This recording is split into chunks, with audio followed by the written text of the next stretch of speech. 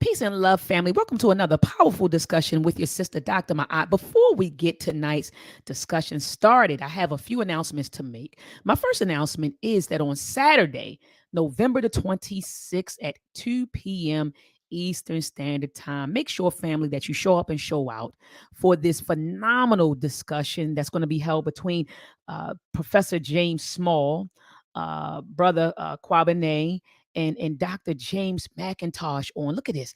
It says Simotep virtual form. No more whipping posts for Kyrie and Kanye. Family, make sure that you are in the building. You see the meeting ID and passcode. If you want to call in and dial by phone, there is the telephone number. It says admission is free, no charge, family. It says, so for more info, to RSVP, you have the number right there, 347-907-0629. Family, be in the building. I'm definitely going to be in the building. I know it's going to be some powerful information shared. And so tonight, family, we have in the building our Baba, Dr. James McIntosh. And family, when I tell you this brother is a warrior and a beautiful brother that I've had the honor of conversing with online and offline. I'm telling you, beautiful, intelligent brother who's going to break down tonight the war on Dr. Leonard Jeffries. All right, family. And so make sure you're in the building this Saturday, November the 26th at 2 p.m. Eastern Standard Time to listen to these brothers build on no more whipping posts for Kyrie and Kanye. And look at this flyer, family. You see, it says right here, all the brothers below have been accused of anti-Semitism. Everybody, look at this. Dr. John Henry Clark, Dr. Tony Martin, the Honorable Minister Louis Farrakhan, Dr. Leonard Jeffries, and we're going to be talking about that tonight. Okay, it says Dr. Wilbert Tatis, Brother Kanye West, Brother Dave Chappelle, Brother Nick Cannon, Brother Torrey Smith, Brother Kyrie Irving. I'm thinking about it, some names missing. Dr. Khalid Muhammad. I know they couldn't get all the people on the daggone flyer, but Dr. Khalid Muhammad was accused of anti-Semitism. Dr. Martin Luther King was accused of anti-Semitism. Do you see a trend here, family? Or is it just me? Okay, so family, make sure you are in the building this Saturday, okay, to talk about no more whipping posts for Kyrie and Kanye. And I'm glad he titled this, because when I was on Dr. Boyce Watkins' platform 2 weeks ago, and I said, this is buck breaking, man. And I started likening what was happening to Kyrie and Kanye to the days of the plantation, when they would bring out, the captive in front of the community and beat them, into submission so that the other people would be scared. People say, oh, Dr. Ma'at, you going too far. That's not what's going on. Well, in my opinion, that's exactly what's going on. So family, make sure you're in the building this Saturday at 2 p.m. Eastern Standard Time. You see the information on the flyer. I'm going to also make sure that this information is posted in the description of this flyer. I see you coming in the building, family. Share this discussion, man. We're getting ready to build tonight. Also, family, join me here for our annual Kwanzaa celebration hosted by NSAA African Creations. It's going to be on Sunday, December the 18th from 1 p.m. to 5 p.m. at St. Matthew's Church, 5401 Lock Raven Boulevard, Baltimore, Maryland, 21239. Family, be in the building, okay, for this Kwanzaa event. All right, we're going to have all kinds of activities for the children, all kinds of activities for the adults. It's going to be a beautiful African marketplace. So make sure you bring your dollars so you can support the vendors. All right, family, I got to bring on this intelligent warrior, man. And when I say that this warrior has, I get jealous sometimes when I talk to him, because he came up under the giants that we hold in high regard. So you talk about Dr. Amos Wilson. Well, he worked with Dr. Amos Wilson. He worked with Dr. Francis Cress Wilson and all of these giants, and he is a giant, Dr. James McIntosh. All right, family, let's get it. Let's combat and fight back with maltracks. The war of the minds, they want control of the masses. And Common Core, they dumb us down in the classes. Without knowledge, we can't gain access. Built with the elders, take notes and write classes. We keep whining on the block, how it's gonna stop? Let's start supporting our own, make their supply drop. We buy stocks, then we buy blocks, cause we know the truth and we tuned in to Dr. Maya. A BB Toomey, a BB Fahodie, peace to all of my thinkers, truth speakers, and truth seekers. Welcome to another Truth to Power Talk with your sister, Dr. Ma'at. Thank you for joining another powerful discussion. And tonight I have with me another powerful guest, but he is no stranger to the community, Dr. James McIntosh. How are you doing tonight, Doctor? I'm well, Dr. Ma'at. Thank you so much for inviting me here. And this is a great honor for me. And I hope we can, really get some information out. Absolutely. Well, thank you so much, Dr. McIntosh, for, taking time out of your busy schedule to be with my listeners and I tonight. And also, Dr. McIntosh, thank you for inviting me on your platform. I've been on your platform several times. Every time you have a CMOTAP event, you'll call, say, hey, won't you come on? And you have some powerful people and powerful discussions. So it's just an honor just to even receive an invitation from you. And it's an honor to be on your platform. Family, take a moment out right now to thumb up this video. You know how the YouTube algorithm works.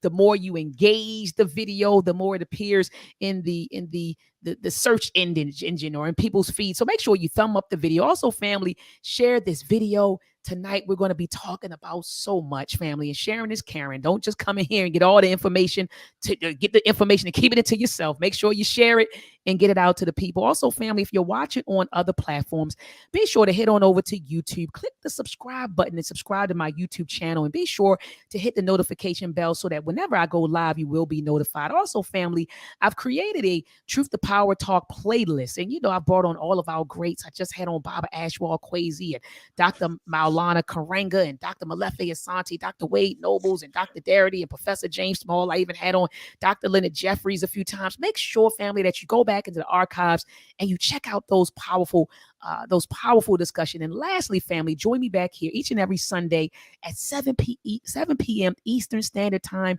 for the Read Book Club. This Sunday, we are going to be discussing chapter 10 of the book, The Color of Law by Richard Rothstein. And in this particular chapter, he describes how the government purposely suppressed the incomes of the Black community, to keep us in poverty purposely. And so we're going to be talking about that, family, this Sunday at 7 p.m. So even if you don't have the book, still tune into the bill because you will learn something. All right, family. So you see the title of this discussion tonight, The War on Dr. Leonard Jeffries before Kyrie Irving and Kanye West. Now, I reached out, Dr. McIntosh and I, we talked, here and there. I might call Baba, he called me, we talked, what's going on? So we were on the telephone, and I asked him about Dr. Leonard Jeffries, because I mentioned the stuff about Kyrie and Kanye, and I said, Doc, wasn't Dr. Leonard Jeffries, wasn't he labeled as anti-Semitic back in the day? And I believe he lost his job. And Dr. McIntosh said, oh yeah, it was an all-out war, that was declared on Dr. Leonard Jeffries. And a lot of us don't have those details. Some people don't even know that Dr. Leonard Jeffries was also labeled as anti-Semitic, and I believe, and you could correct me if I'm wrong, Dr. McIntosh, this is like in the 80s, right? When this happened. The particular period we're talking about is 1991. Okay. But it certainly probably was before that, because he was always doing things that they consider, it's not really anti-Semitism that's the problem, it's the anti-Kemitism. They when you start talking about us being the first people, us developing all of the arts and all of the sciences and that sort of thing, there are other people that get disturbed by this. And especially you saw that when people are dealing on a religious level, if someone's just trying to assert themselves as having been the people of a book that somebody is using, it causes a deep emotional anguish, apparently. And Dr. Jeffries had been involved in something called a curriculum of inclusion, which was really just an attempt to straighten out the curriculum that our children have to go through in the public schools.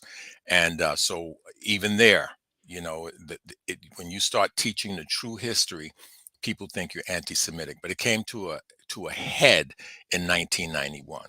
And when Mm. I say it was an all-out war, I mean Dr. Jeffries was portrayed as the villain on every station and every newspaper except for the black press. At that time, we had a much stronger black press, and that black press made a mighty kind of a defense of Dr. Jeffries. Mr. Wilbur Tatum, who was the publisher of the Amsterdam News, which is probably one of the most well-known black weeklies in the country.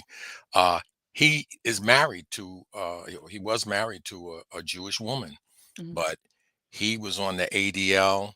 I mean, in a way like you couldn't believe. He just called them out. I mean, he wrote editorials every week, and of course, he let our articles run in his newspaper. And so, uh, I don't know what would have happened if there hadn't been that type of support, because they eventually were able to strip Jeffries of his department and that sort of thing. But he gave a fight for a long time, and at a certain point Mm. in the battle, he'd won a $400,000 suit, for them having done the things that they did to him.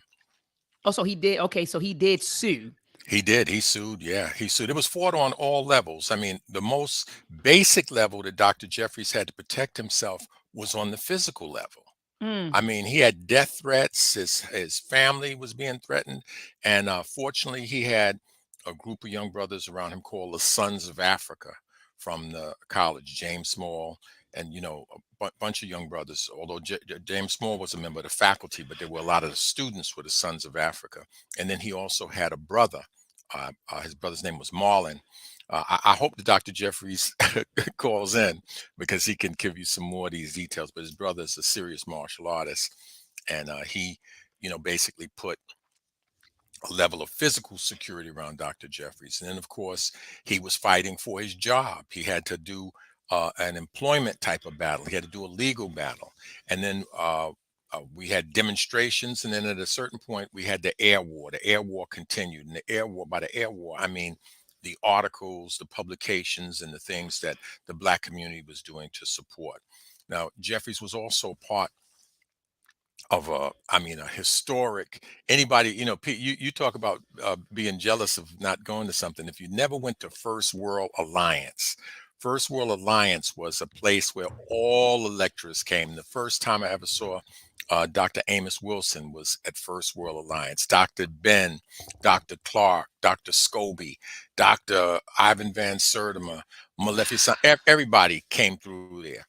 Marimba Ani, and it was a little church up on 145th Street, about 145th Street in Amsterdam, and it would be packed. It'd be completely packed. Everything. I mean, Francis Welsing, everybody, would come through that place, and so Dr. Jeffries had that level of support. ASCAC, an organization that Dr. Ben had formed. And while I remember, I do want to give the best apology I've ever heard given to these people. They started bothering Dr. Ben, and Mhm. Dr. Ben said, "Okay, I apologize. I'm sorry. If I heard anything I said to you hurt you, I'm sorry. I'm sorry it didn't kill you." And that was it. They had to leave Dr. Ben alone. But long before Jeffries, there was another great brother, brother G. Tuiusi, that was pilloried in the same kind of a way. He's the founder of the East organization and the Uhuru Sasa School, which was one of the first independent, black schools, in the 20th century that, gained a popular. A lot of people came through there. A lot of people came through the East. A lot of organizations came through the East. The African American Teachers Association. So Dr. Jeffries was not the first, but he was one of the. I mean, it was one of the biggest all-out assaults, because for one thing, education is an area that ethnic group dominates in New York. The head of the AFT and the UFT, have traditionally been Jewish people. One of them, Randy Weingarten, I think that's her name, Randy Weingarten. She was a regional member of the ADL, the Anti Defamation League. So New York is and so anytime you get into that arena of education, there are various turfs in New York. Only ones that don't have a real turf is us. So if you start getting into construction and sanitation, you're going to run into one ethnic group. If you start to get into education and you get too big, or what, that's another. They say that in the South, you can get as big as you want, don't get too close. But in Mm. the North, you can get as close as you want. You can marry and do all that stuff, but don't get too big. And Dr. Jeffries was the chair of a department in the city university, and he opened that place up to the entire community. Everybody met there. Everybody, even First World, at a certain point when they didn't have a spot that was large enough, Dr. Francis Welsing had come into town. They used the city university, because Dr. Jeffries made that available to them. So Dr. Jeffries, they had a vendetta against him for a number of reasons. One, he was too big. Two, he was in education. And three, he was uncompromising in terms of the Kemetic information, the African history information. He was just, they had those things against him before he gave the speech that he gave in Albany that broke it all And loose. that's what I was just getting ready to ask you, that I read online that he gave a speech and he Yes, made some comments, and they used those comments to then label him anti-Semitic. So could you talk about that speech in Albany that he gave sure, and the sure. comments that they used to then label him as anti-Semitic? This is the thing that's so interesting, that the statements he made occurred 2 weeks before all of this came down. He got a standing ovation in a majority white audience when he gave that speech. Wow. In other words, the speech, he left without feeling anything was wrong. Most people left there feeling nothing was wrong. But one of the newspapers, the New York Post, broke the story, and they excerpted comments in which Jeffries had said something like, people with names like Trigliani and something else, kind of joined together in a coalition. He had like a Germanic Jewish name. He had an Italian name, and he said these groups got together and really conspired to uh, do devastation on us financially. And he was talking, and he specifically mentioned Russian Jews and their domination in the field of movies. And he talked about the mafia. He did those things. And the funny thing about it is just before that, a guy by the name of Neil Gabler, a Jewish man, had written a bestseller, number one bestseller, called um, "How the Jews Invented Hollywood: An Empire of Their Own." So, in other words, Dr. Jeffries was only alluding to things that Jewish writers have said before. And I mean, Mhm. you've seen The Godfather and these things. You've seen the Mobsters, where Myron Lansky and Bugsy Siegel Mhm, and mhm. that they're all friends as children, and they build up this big coalition. They find they build Las Vegas and so on and so forth. So he really wasn't saying anything that would be that controversial. I told you the audience gave him a standing ovation, Mhm, mhm. predominantly white audience. But 2 weeks later, they came with these excerpted statements that he made, and they tried to make it sound worse than it was, and basically pilloried him in the newspapers. And lots of writers in New York came to his defense, Wilbur Tatum being one who started running articles about what was going on. Jeffries was very popular in New York City. He had a real following. People like Herb Boyd, they wrote stories, but for the most part, these people are journalists. They believe that you have to represent both sides and that sort of thing. And I'm not putting them down. That's their profession. Right. Me, that wasn't my profession. My profession is, I'm a propagandist. I'm everything I'm going to write is going to be on the side of right. It's going to be on the side of Africa. It's going to be on the side of African people.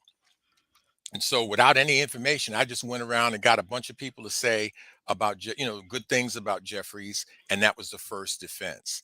And then I might have written another one. I don't even remember what it was. But then at a certain point, I said to Baba Smalls, Brother James, I said, we got to have a word from Jeffries. The problem when this attack came is Jeffries was out of the country. That's another thing to put in your toolbox and in your memory. Mm, That mm, if you look at when Algeria, the French attacked, they did Ben Bella when he was out of the country. You look at Nkrumah, K.A. Boussier had his coup. You know, when he's out of the country, very often these things happen when you're away. That's when they attack. So Dr. Jeffries was away, and they launched an all-out press attack on him. And because they control so much of the newspapers, I guess they didn't feel that there could be a response. Um, but we Jeff James Small came back to me and he said I talked to Dr. Jeffries and he said I stand on truth. I'll make a whole article on I stand on truth. That's one of the articles. But then it was getting a little, we were getting a little weak in terms of content. So I remembered I had a memory that WLIB, which was a black station in New York, we had real strong black talk radio too. That was also very helpful.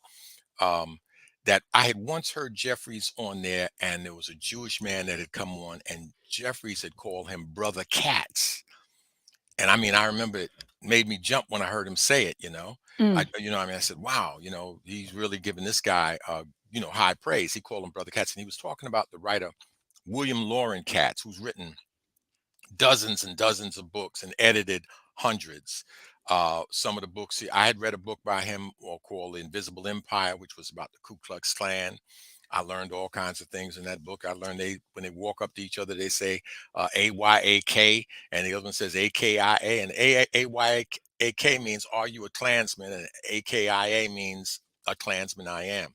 But anyway, William Loren Katz, I think the book that most black people had read and were familiar with was one called Black Indians, in which he showed you, that a lot of the indigenous people, they were dark. There were reports of them being dark before Africans got here, and then afterward there was mixing and stuff. And so a lot of a whole war was fought, a war where the people never surrendered, with the Seminoles over. It was Asacola was fighting over, I think, a kidnapped black woman. So, the book Black Indians was something a lot of people were familiar with, and this particular show that Jeffries was on when he came on was a day in which, instead of celebrating these holidays like Thanksgiving and Columbus Day, they would have a day of remembrance of the indigenous people, and so they would do a fundraiser for a station that served indigenous people called Keeley. And so it was the Keeley fundraiser, and Dr. Jeffries, when William Loren Katz came in, called him Brother Katz. So I said, wow, that's maybe somebody who would say something positive for Jeffries, because I was having no luck. I had been the president of a union of interns and residents. It's actually the largest union of physicians in the United States. And, I'd been a president 2 terms and been a vice president 2 terms. I thought that maybe some of those Jewish people I knew would say something positive for Jeffries if they would look at the statement and say it wasn't, man, I got cursed out all day. But I looked in the telephone book. I didn't know William Loren Katz from a hole in the wall, didn't know where he lived, but I saw that in the Manhattan phone book, there was a listing for W.L. Katz, and the person was down in the Village. I said, yep, that's probably where he would live. So I called, and the stuff he said, it just flowed. I just wrote down what he said, and it created a stir in New York. It was the first time. I used to write for the Daily Challenge. I was a columnist for the Daily Challenge, but it was the first time that papers were calling me and asking me for the article. And I guess the thing about it that really pleased me the most was that when Jeffries came back, it created a stir, as I said before, because it turned out I didn't even know that William Loren Katz was a Russian Jew. The statements that Jeffries had made was about Russian Jews, and William Loren Katz let me know he was a Russian Jew, and he just ran down how this really wasn't about what they say it's about. It's about Jeffries and the curriculum of inclusion and blah blah blah blah blah, so on and so forth. And they came after him. So Doc, let me interject just for a second. Yeah, no. So I'm just trying to make sure I understand. So this Russian Jew that Yes. you interview, he had nothing Yes. but positive things to say about Dr. Jeffries. And he was like, you know what, it's really not about Dr. Jeffries' statements, that the statements that he made during that speech in Right. Albany. It was really about the fact that, they control the curriculum, and he's fighting for, inclusion in the curriculum. So that's what this thing was about. It was about that's what it was about. Yes, and he also said, he said, like it was a known fact, he was saying that Russian Jews controlled, a certain aspect of the film industry and that sort of thing. And so, of course, they came down on him. And one of the first things they did, they called. This is, we learned more about it 2 years later. We learned more about it because the stuff came to a head. But I got a call from a guy named Don Rojas. Don Rojas was the press. The press agent for the president of Grenada that got assassinated, Maurice Bishop. And then when he came to New York, he became the editor of the, the Amsterdam News. He called me and they kind of alarmed me. He said, James, he said, Fred Dicker of the Albany desk of the New York Post called and said that William Loren Katz is no that he called NYU and he's no scholar, because I had written that William Loren Katz was a scholar in residence. Mm. He said, and they said they didn't know him. And I got, I said, no, well, he said, no, calm down, James. He said, he's everything you said and more. You wrote that he wrote 37 books and that he had edited 100 and such books. He said it was 200 and something books. He said it was every more. He said, and he said they even told Tatum that you weren't a real doctor. And I have some things that I hope, like right now, I'm looking at my PowerPoint that I have here to the side. It's not working. The pictures aren't showing in them. So I've been robbed of these pictures, but I have another set of the pictures. I can show you the cover of that newspaper, at a certain point, whenever you want. Whatever. Is it the one that you sent me? Is it this one right here, Doc? No, not that one. This was one with William Loren Katz's picture on the front. So it on the newsstand when people came, understand Jeffries was the boogeyman to everybody in New York, to all white people in New York. So they come to a newsstand and there's a picture of a white Jewish man, and it says it supports Jeffries and his views. And so Oh, can you show? that paper, You say you have a yes, I picture of it? can. I Oh, can. please share I can that. show it to you. I have another one. So Yes. at any rate, that when Jeffries came in, we had built, not just myself, various writers, we had built things to a fever pitch so that there were like 1,000 or more people in the hangar. It shook the hangar when we moved, waiting for Jeffries to come back to the United States. And what happened was that they couldn't even let Jeffries come into the airport. There was so many people there. His brother had him with a bulletproof vest and all that sort of stuff. And he can tell you those kinds of things that were going on. It was high tension. And at a certain point, 13 members of the JDL came into I counted them. They came into the hangar and they were demonstrating that people could have crushed them, could have crushed them. But we knew that would be the story that night, that we killed 13 Right. JDL Yeah, you members. all weren't So playing. that's Right. the You thing. all you So all weren't playing. But Doc, go ahead and share your screen.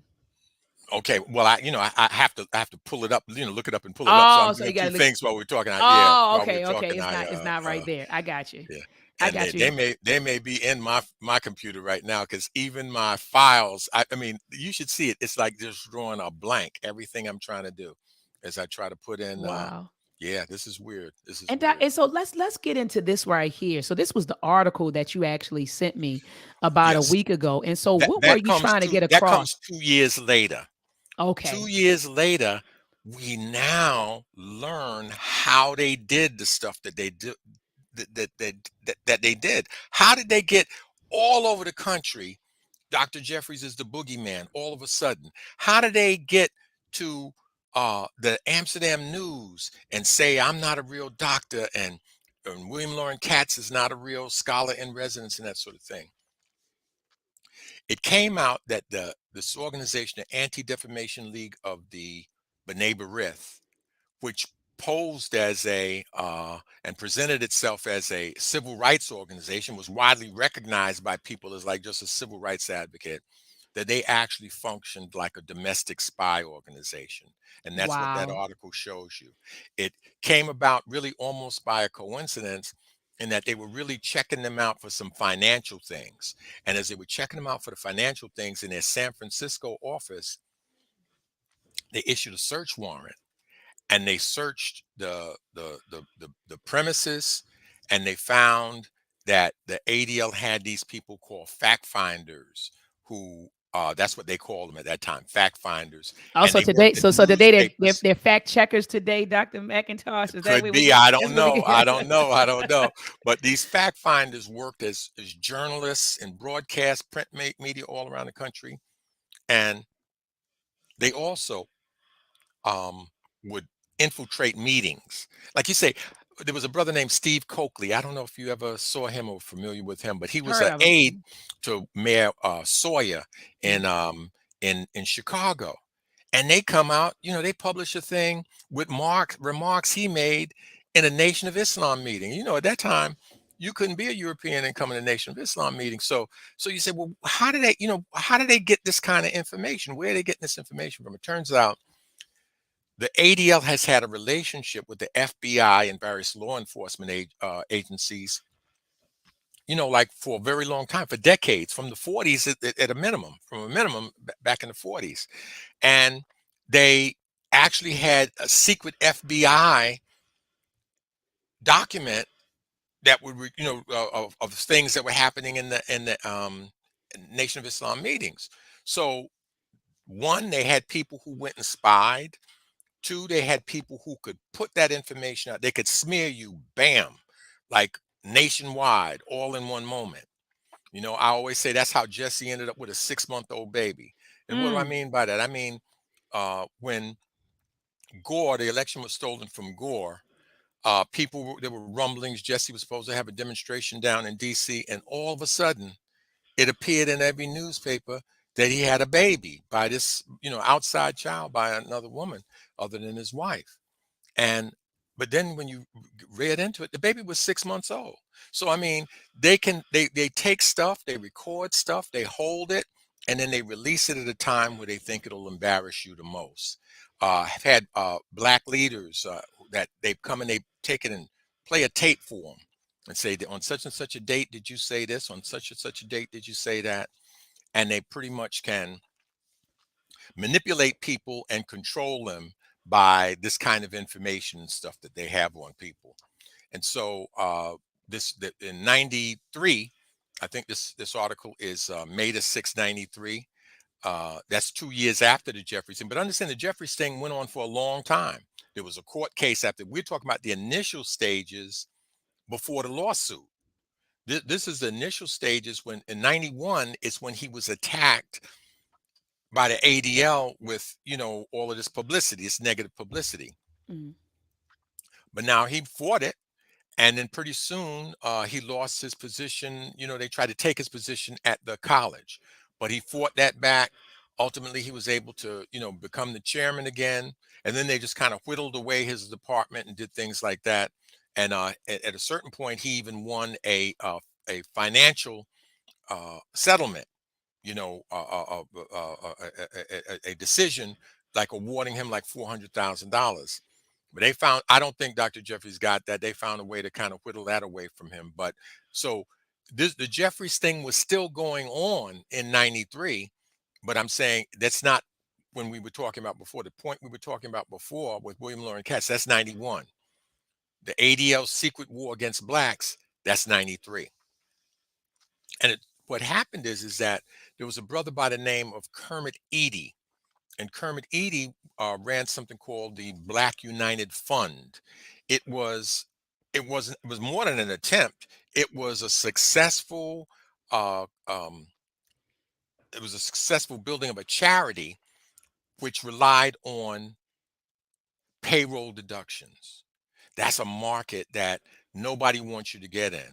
When you can get your money as soon as a person gets paid, that is how you can get large donations to your charity. So in the past, the charity that had the lock on that was United Way. People at their jobs, the United Way, or unions. unions, if that once it becomes a union shop, the dues comes out of everybody's pay. The people that's in the union, the people that's not in the union, it comes out right out of your paycheck. When you do that, money amasses itself very quickly, a large amount. You just imagine 100 people that get $10 taken out of their paycheck every over time that builds. And when you're not even talking about amounts like $10 and you're not talking about 100 people, you're talking about thousands of people. So Kermit Eady began saying that he thought we could do this in New York. People thought he was crazy, but he eventually made it happen. Mhm. And after he made it happen, same group, among the organizations they were spying on was Kermit Eady's organization. Now, Kermit Eady wasn't involved in any kind of like political, you know what I mean, any type of political controversy. He wasn't engaged in the type of education that Dr. Jeffries is, which is ethnic and racial and national and that sort of thing and international. He wasn't involved in that. Kermit was just involved in a charity. He just had a charity. And so as a part of the FOIA, they had to notify him. His organization was on there. There were lots of organizations, lots of individuals and organizations. Some things said 10,000 individuals and over 1,000 organizations, and they didn't have anything to do with anti-Semitism. This group is supposed to be about anti-Semitism, but you look at it and it's like they're almost involved. They're in economic and political war, with people that don't that as I said before, not engaged in any kind of anti-Semitism. So he said, how my name get on there? And so he got the document. My recollection, it was about 900 pages. I saw something else said it was 800. But this document started with the declaration of the search warrant by a sheriff named Richard Roth. And then all of the stuff in it followed. There was information about the interviews with a couple of the fact finders. His name is in the article there. I can't recall it right now, but Mhm. one of these guys, he told about how they had taken information. The information they took, they sold it to the Union of South Africa. There was a police officer named Gerard. He sold to the Union of South Africa. One of our activists, sold his address and those sorts of things. Mm. They sold the information on Chris Haney, who's in the Union of South Africa, and Chris Haney got assassinated. Uh, they were, and they found secret, how they found this stuff on Trump, that he has this classified information. They found classified information in the offices of the ADL. The ADL had classified memos from the FBI and stuff like that. So it was a big deal. Among the things, other than selling documents to other countries, spying on private citizens and that sort of stuff, uh, there was, just they also found some financial discrepancies. This guy who worked for them as a fact finder, he wasn't anywhere on any payroll, but he was getting $550 a week, which back then was a little more than it is now. $550 a week plus expenses. And then there were Wow. times where he was getting other money. There was money like when they sold the addresses and the information on people. They had people's um motor vehicles records, which has a lot of personal information on it. They had people's motor vehicles records. They sold those things. So the bottom line is that when they sold that for $16,000 to agents of the Union of South Africa, they split it, like 8,000 apiece between them. So he had, in other words, he had a salary, but then he also was able to pick up a little on the side with some of these other schemes and stuff they had going. So it was a big scandal. And in that context, the ADL did a lot of, trying to cover up. And so they put out a thing about black anti-Semitism. I've never seen anything like. If I could show you what's happening with my slides, none of the pictures are in them. They were in there when we started the program. They were in there, okay. But I had pictures of the articles and things that I spoke about. I had pictures of the article with William Lauren Katz on the cover.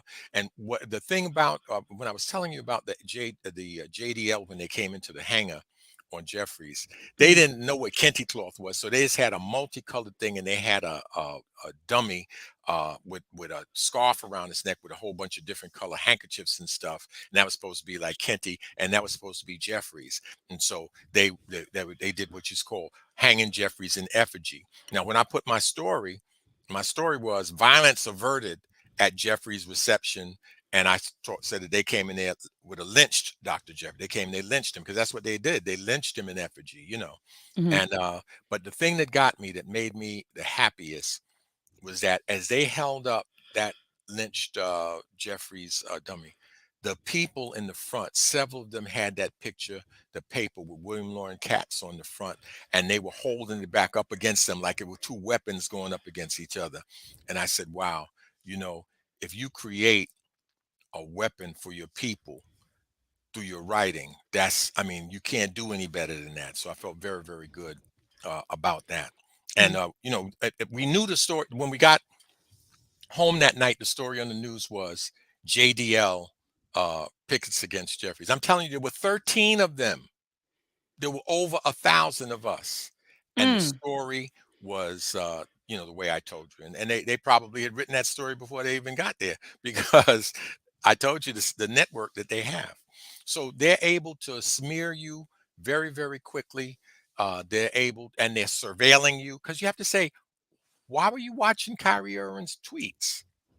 But we know now that in '93, the article in '93 about them being a spy network, we know that they do that. You Mm. know, they concern. I think Kyrie, I thought he had 46. I think he has 46 million followers, right? So they're watching black people with power. They're watching black people with influence. They're watching black people with money, and you know, they do these things. I They do just these things. so Baba, let me show you something Yes. because what you just said was a lot. If you go to their website, Baba, this is what they have up there. Look at this. Hold on. Who are we? Right? Hmm. ADL is the leading anti hate organization in the world. Founded in 1913, its mission, timeless mission is to stop the defamation of the Jewish people and to secure justice and fair treatment to all. Today, ADL continues to fight all forms of anti Semitism and bias using innovation and partnerships to drive impact, a global leader in combating anti Semitism, countering extremism, and battling bigotry wherever and whenever it happens. ADL works to protect democracy and ensure a just and inclusive society for all. Make, Doc, make a lot of black people want to join, huh? yeah, but yeah, that's what I was getting ready to say. This doesn't seem like the same organization that you've been describing, No. since you've been on. No. And one of the articles I had for you was a black worker at ADL who complained of racism there and talked about an event they have. I think they call a Torture Freedom dinner that they have. And at this Torture Freedom dinner, they had a minstrel show, a Mm. blackface minstrel show. And when she complained, they said, told her, so what? And then when she got back to work itself, they tried to convince her that it didn't happen. I have that article. I mean, I I put everything neatly on slides for you. No, no, no. But look at And this, Bible. Look at this, Bible. It says their values: courage, inclusion, respect, collaboration, integrity, credibility. Look at this, accountability. you know who told you how to understand that, right? Can you still see me? Yes, I see Oh, you. okay, okay. I can't see you, but I think that's just, oh, here it is. It's StreamYard. Okay. Amos Wilson told you about that. Amos Wilson said that in a system of white supremacy, if you want to know what anything does, the function of anything, he says, take the name and turn it backwards. So if you want to know the system that miseducates your children, that would be the educational system. If you want to know the system that is used to help make you unhealthy, that would be, of course, the health department. And if you want to know the system that destroys you, where you can't be repaired in any kind of way, that would be the corrections department, you see. And so when the things that they say, they're like the opposite of everything that they say there. That's, I mean, that's the way to analyze that. That's the way to figure out what they're really about in a system of white supremacy when you're talking about these institutions that they create. You know, there's no corrections going on in the correction um, a correction department. Absolutely. And so, Doc, I want to say this. Earlier, you mentioned how when the war on Dr. Leonard Jeffries first sparked, you said Hmm. we were there. You said, you had brothers who were there for his physical protection. You also had brothers, you said it was an all out air war where they would write something. And so, literally, the black press was at war with their press. So you all are going back and forth, dropping articles after articles. They're talking about black anti-Semitism. You all are so. But do you see that today? Because what I noticed today with the Kyrie, Irving, and Kanye West situation, a lot of black press was attacking them. It wasn't a thing where they were going at the ADL. They started attacking Kyrie and Kanye. And so, but when you all were on the scene, you all were going at the ADL on behalf of Dr. Leonard Jeffries. Today, this black press is going at the actual victims and not the victimizers. So could you speak to that, Dr. McIntosh, and why you think that is Absolutely. so? Oh, I mean, I'm almost gonna say it's not. I think I know why it's so. Okay. I know how I All so. right. Okay. So like now that's 92 and 93 that I'm telling you about. I told you that Wilbur Tatum, married to a Jewish woman, was very strong with his, revealing and exposing the ADL over and over and over and over and over. They began to attack him and attack him. Now, the newspaper in New York, which was the most racist newspaper, was the New York Post. So CMOTAP, the organization that I'm with, is a Committee to Eliminate Media Offensive to African People. In 1987, we formed, and that was our mission, was media, to eliminate media that was offensive to us. So we had a campaign called the Postbusters campaign. And again, I have the articles I could just show you. The Postbusters campaign, we went church by church and got black churches. You show black churches, you show the minister, you show their social committee or whatever it is, what the Post was doing, and people would sign on to it. Mm, And I'm coming to you. Don't think I forgot your question. I'm coming to your question now. So people would sign on to it, and they would the minute once the so they Minister Calvin Butts, Reverend Calvin Butts, was filmed telling his congregation not to buy the Post on behalf of CMOTAP, and it was put on PBS. And mm, eventually we got organizations with hundreds of churches and dozens of churches to sign on. So we reduced their circulation by 200,000. I actually have the article to show you that. People would just say, when they call in the Black Talk Radio, they wouldn't say the New York Post anymore. They'd say the racist rag. They would. We had buttons that said, "I don't read it. I don't need it." We had demonstrations. We did all those things. We went after. Anyway, we had a lot of activities and actions that we took, and so we reduced their circulation. They wouldn't write about it. That was the thing. The media, the mass market media, wouldn't write about it. But everybody black knew why it was happening. People began to tell us. They said, "Look, they're not saying your name, nothing." But they said, in these boardrooms, they're talking about y'all and what you're, like the impact that you're having on the media. And they're talking about advertisers saying they don't want to advertise in the Post because the black community feels it's a racist newspaper. So in that context, they went bankrupt. When they went bankrupt, they were owned by a guy named Peter Calico. Peter Calico had to put it up for auction, and the highest bid came in from Wilbur Tatum of the Amsterdam News and a Jewish man named Hirschfield that, I told you he was married to a Jewish woman, so he had those types of associates. And at any rate, they put in the highest bid for the paper. Well, the people at the New York Post took the newspaper over, locked the building down, and published their own edition of the Post that day. They published an edition of the Post. Their logo was usually Alexander Hamilton. They put Alexander Hamilton with a tear coming down his eye, called the teardrop issue. mm, In that issue of that paper, they had the first, I'll say 20, just because I'm being conservative. There may be more pages. The first 20 pages or so Every single article is calling Tatum an anti-Semite and calling Hirschfield a nutcase. And they had the article that I wrote on Katz, William Lloyd Katz. They had about 2 or 3 paragraphs of that. And they're attacking Tatum because he ran that also in his newspaper. In addition to the Daily Challenger was running the Amsterdam News, he ran it in his newspaper. So he came under a blistering attack.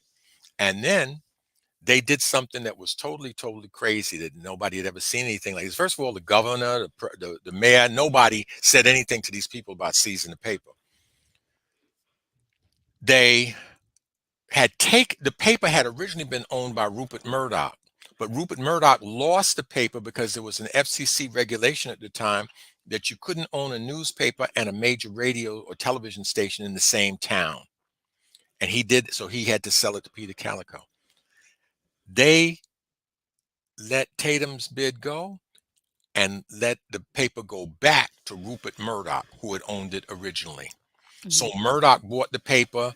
The black community didn't get the paper, and Tatum was now on the enemy of the people's list with these people. But I like the fact that you said the black community stepped up and didn't get the paper, because nowadays we'll sit there and platforms that defame our people will complain about it, but then tune right back into that. And I have these conversations with my students at Morgan all the time. I tell them, when you click on a certain channel or you click on a video, your view is support. You may say, I don't like this channel. I don't like this news station. I don't like this network. But the moment that you click the button, and I'm talking about whether it's on your remote control or on your phone or on your laptop, on your desktop, you are supporting that platform. And so I love that you said back then that the black press said, look, we don't support this paper. And then the black community said, you know what? We don't support it either. So you have a lot of black folks, Dr. McIntosh. Right now, they're mad at Adidas. They're mad at Nike. But I bet my last dollar, black people are going to still continue to buy Nikes. Black people are going to still continue to buy Adidas. But what you're talking about is that once black folks said, we're not going to support it, none of them supported it. And to the point where, like you said, the paper went bankrupt. So going back to my initial question, Dr. McIntosh, which was, back then, black press went at the victimizers and not the victim. Today is the other way around. When did that change come about, and why? Okay, it's what I was telling. I thought I was explaining that when I told you the attack that Tatum came under, that he came under, and then he died. He went for some sort of minor stuff that was supposed to take place. He went to Europe for some operation. He came back paralyzed, and then the paper passed to his daughter, who is a practitioner of the Jewish religion, and Black Talk Radio. Similar kinds of things happen, got bought out, sold, that sort of thing. And in those days, your article, the Black Talk Radio host would read your article on the paper, but it also took organization. CMOTAP was not, we're not the journalists, we were an organization. So we would go and we would boycott sponsors that advertised on racist media. We would go picket in front of people's offices. We would go, sometimes people wanted to meet with us. Newsday newspaper wanted to meet with us. So we met with them. And when we met with them, we laid out the things that were wrong. We had a list of demands, those sorts of things. It takes organization. Now, people come to me and I say, look, I'm not even going to say that. I'm just going to say, some young people, I don't see young people doing that. If they did that, your enemies will act in a different way. If people are really upset about Kyrie and that sort of thing, and they do the things that you say, it doesn't happen by magic. It was hard work. I mean, we went church by church. I went to one church. I went to one organization of churches. I think it was Black Baptist Ministers something, and They left me sitting in the back of the church, for a long time while they talked about chicken and stuff. They started talking about fried chicken, oh yeah, yeah, yeah. I heard they gave you a big send off the other day. Yeah, you got all them sisters, they made the chicken. Blah, blah, blah. So I was looking at it at a certain point. I said, man, this must be a code or something. They could not possibly be talking about chicken. So I kind of tried to tune in. I thought this was like some Nat Turner stuff, like they were plotting something. And I sat and I listened to them for like 45 minutes, and I realized they were talking about chicken. And so eventually, though, I got up, I took that. I sat there, I got up, I presented to them, and they agreed. Like what we used to do is the same way the ADL takes out something that they frighten Jewish people with, telling them that it's because understand, the majority of Jewish people are not in the ADL. The ADL is like they're like your paratroopers, they're like your special forces, and they use fear. They scare people. People think that you're saying you're going to do this and you're going to do that to them, and then, so you got people who are traumatized. Some of them who are traumatized, and they're fearful, and so when it's very easy to get them together when people are fearful like that. So the fact of the matter is that we have to. There needs to be an organization like CMOTAP, or people to come into CMOTAP and do the things that we did, or otherwise it doesn't happen. It didn't happen overnight. It just it happened through building Organization. Yeah, organization, unity, organization. agitating, educating, and organizing. And then the institutions, they destroyed our institutions. They destroyed Black Talk Radio. They destroyed most of the Black newspapers. The circulation is way, way, way down. And they do it through, they have some funny ways they do it. One of the things they did, they published an article to say, hey, you know what? More Black people buy from reading white newspapers than reading. They do this research, right? So they came out with a paper that you'll sell to more Black people selling to the white press than you would. There are more Black people. You'll reach more Black people in the white press than you reach in the Black press. And then they won't give them the right fees for their circulation. So you have a radio station. Everybody was listening to WLIB back then. Everybody. I didn't know anybody that wasn't listening. But the people that monitor and tell you how many people are listening is them. So they tell you you ain't really reaching that many people. And then your advertisers will sell on the basis of the statistics that they put out. So we're really colonized in a whole lot of ways. Informationally, we're colonized. They do the measurement, they do the assessment, they do the setting of the price and that sort of stuff like that. And people can't survive under those circumstances. So inner city broadcast, which it kind of fell off. I mean, they still have the music and that sort of stuff. I don't know the exact ownership, but those days was owned by largely by Percy Sutton and his associates. But I don't think it's that way anymore. Wow. But with respect to Tatum, I mean, Tatum took a beating for that. Power. There's a lot of definitions of power. One of the definitions, power's ability to define reality and have others respond to it as if it were their own. That's by Wade Nobles. But there's another one, which is power is the ability to reward your friends and punish your enemies. So they use raw power on us and they hypnotize us. I mean, do you know how much power all those NBA players have? They don't have to take that spanking like that anymore. No, they don't. They don't. They don't. But they have to realize it. But they keep them in a certain state of mind. You ever try to reach them? You can't reach them. You can't reach them. They keep them in a sequestered thing, and then they put them in a United Way ad. They weren't in a Black United Fund ad. They wouldn't even know what the Black United Fund was or is. They have them for the United Way. And then they have copycat stuff. So the United Way will create something called, they'll have a little Black charities piece to it.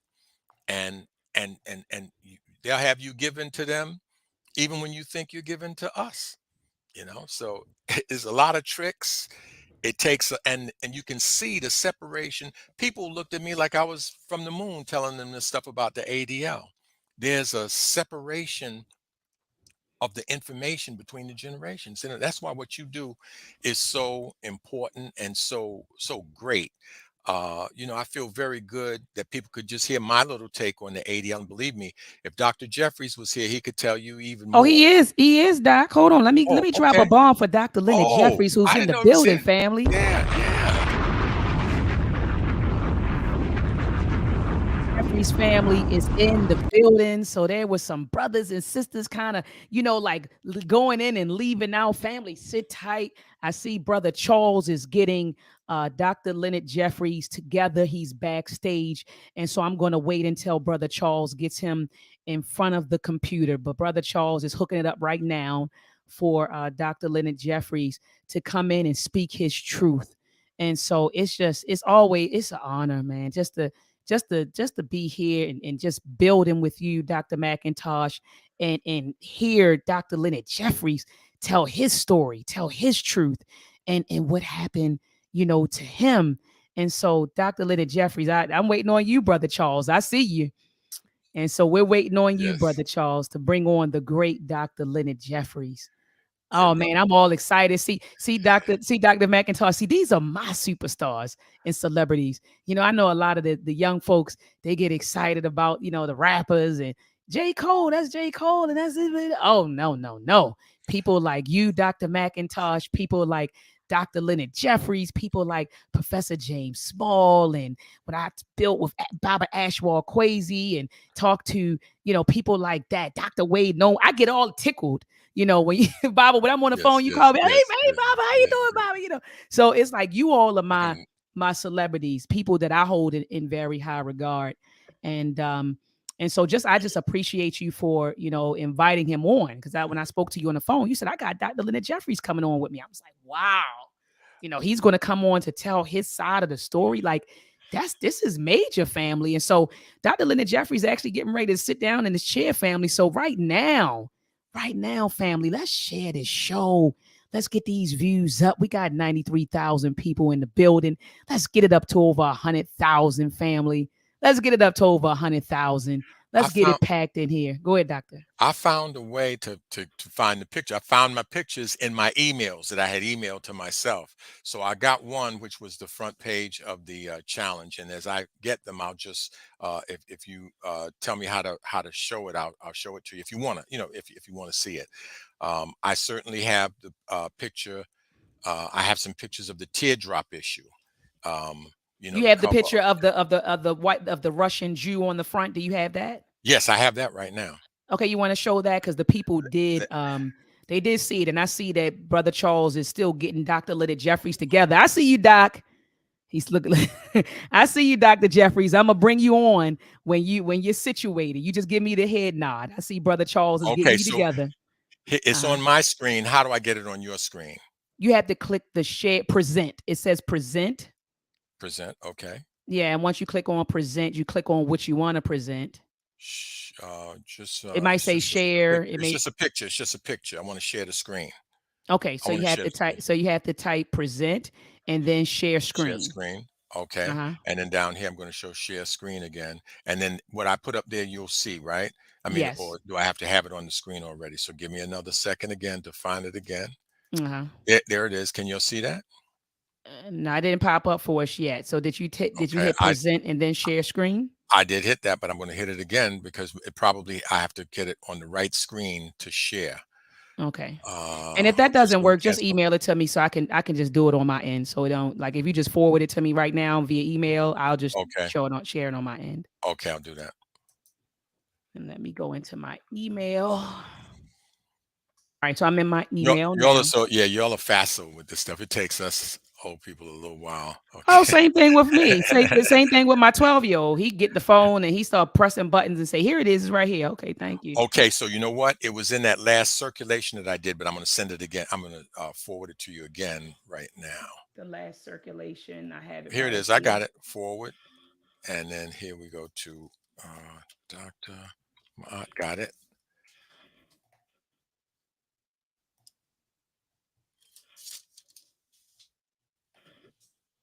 I got it. There it is. And I just sent it. And All I'm going right, to I'll find wait for.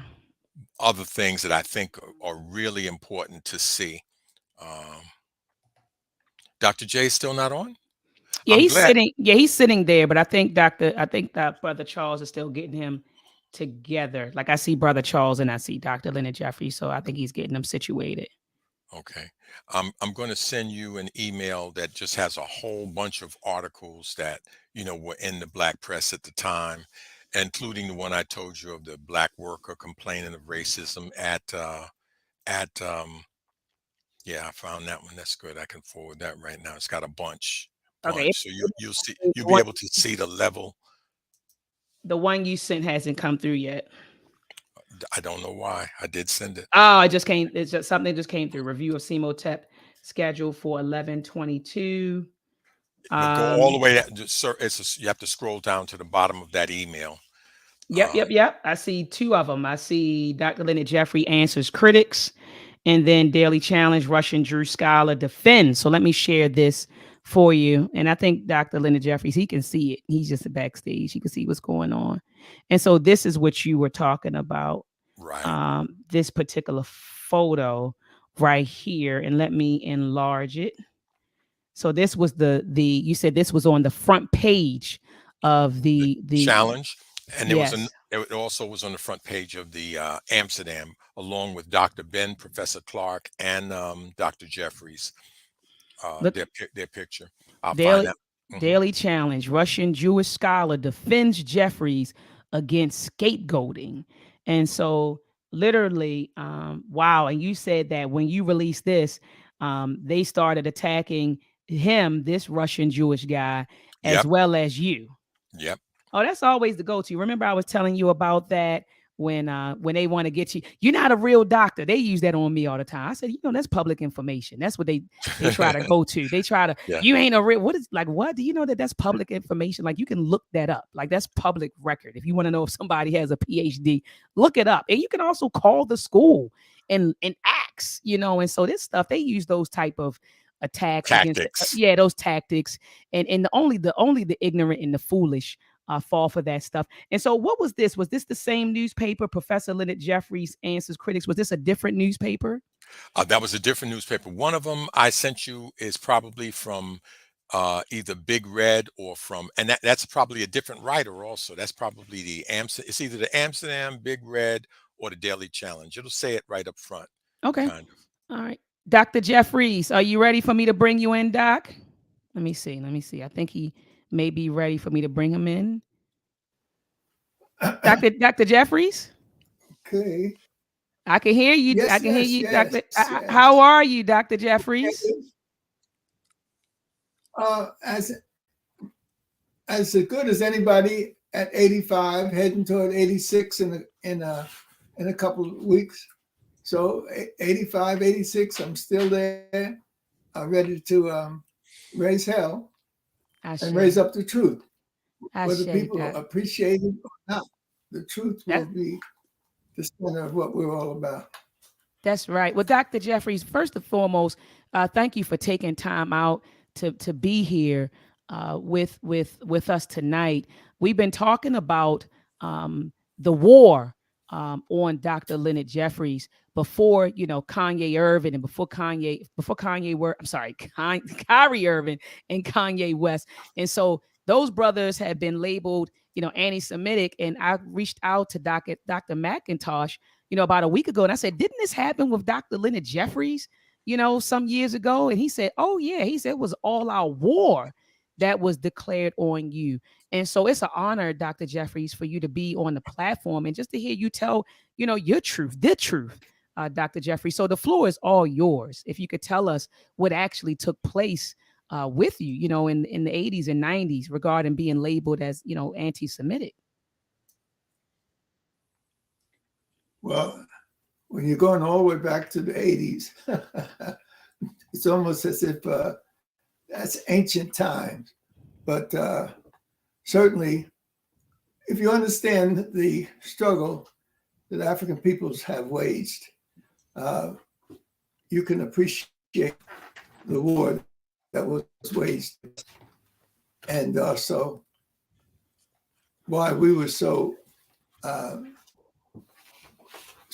strong in standing up against the enemy. We didn't do it by ourselves. There was a legion of African people's organizations and whatnot. Of course, leading the group was the two old men by the Nile, by the Hudson, and we can compare to the Nile River, and that was Dr. Yosef Ben Yakinen and Dr. John Henry Clark. They had worked extensively with different groups and different people from different organizations, and they also had very good relationships with the Jewish active community. And so Dr. Ben let it be known that he's a Black Jew. And people say, oops, what, how, when, where? And he's a very Black Jew. He's highly melanized. He's got deep roots that go into Ethiopia. And in fact, there's a volume. I never go anywhere without my weapons of mass destruction and insanity. And this is an excellent work that entitled From Abraham to Obama, of the Jews, Americans, and the African Americans.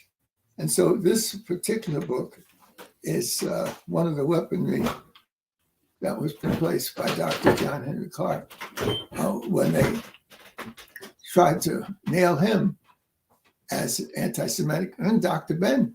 And Dr. Ben was on Gil Noble's show. And he invited any Jewish person, scholar or otherwise, to join him on the TV show and explain themselves, and he would explain himself. So luckily, the information, the knowledge is there. So you don't have to falsify, you don't have to scramble, you don't have to ramble. Just go get the books. And once the books are there, that knowledge is on our side. Dr. Ben had a big struggle on the TV in one of our greatest TV personalities and activists and professional, Gil Noble. And so Dr. Ben went on the program and challenged the people who said he was anti-Semitic. He said, bring your books, bring your knowledge. And a couple of them had nerve enough to do that, and he crushed them. He actually was born and raised in Ethiopia and also the West Indies, in St. Kitts, I believe. And so Dr. Ben had legitimate credentials from the Black Jews, the ancients, the ones that were really part of the ancient community. They weren't people that came in as refugees coming in. They were people who had deep roots in the Jewish tradition. And so this publication, I believe, is published by a brother who has a publishing house. And his name is Ephraim Isaacs. And he works alongside a famous Jewish scholar whose name is Harold Bachman, A History of Jews, Africans, and African Americans from Abraham to Obama. We don't have to fly. We just have to have people who can read and analyze things, take the books and spread it out to a wider group of our family. Absolutely. Absolutely. And so Dr. Jeffries, okay, I'm sorry, go ahead, Doc. No, I was just saying that when you get deep in, you have to go to the beginning of humankind. And people don't like to do that. They like to go to the myths and legends that their people have raised up. But this is one of the volumes that's very important for us, the scholars who are trying to find this truth. Dark Caves, Bright Vision, Life in the Age of Europe. This is by a white scholar. In fact, the person's name is Randall White. And so what this volume allowed me to do is say, look, the African origin led us to sacred spaces and places. And we began to, laid the foundations for civilization and culture, including the building of the pyramids. Hold the book up a little bit. And then this book comes out, and what it does is it lets the folks know throughout the world that the African origin relates to pyramid building, and that's evidence for the world to see. Whereas the European origin does not lead to pyramid building or temples or control of river systems, etc. The European origin goes to the caves. So the European actually comes out of the caveman beginning and not the building of pyramids. Now, this is rough for many people in the Jewish community who want to accept a belief that the pyramids were built in a few days by the Jewish community. It's just, there's no evidence to that. And so I had to tell Mayor Katz, the Jewish mayor of New York, and others, that you have many things in history that your people have made a contribution to. But one of the things that you have not made is building up pyramids.